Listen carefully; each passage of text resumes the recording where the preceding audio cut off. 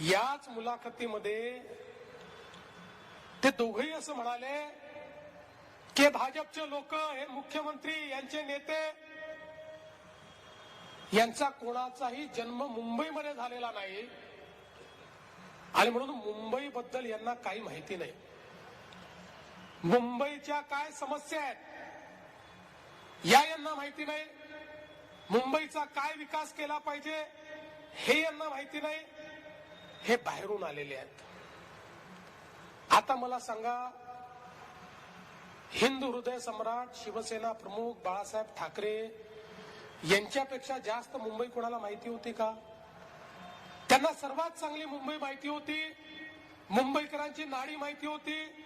मुंबईची संकल्पना, मुंबईचा विकास माहिती होता. त्यांचा जन्म तर पुण्यात झाला होता. ते काही मुंबईमध्ये जन्मलेले नव्हते.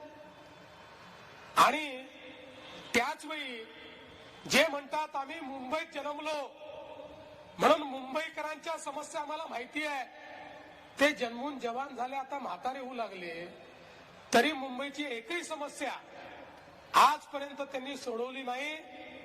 मुंबईबद्दल एकही काम ते दाखवू शकत नाही.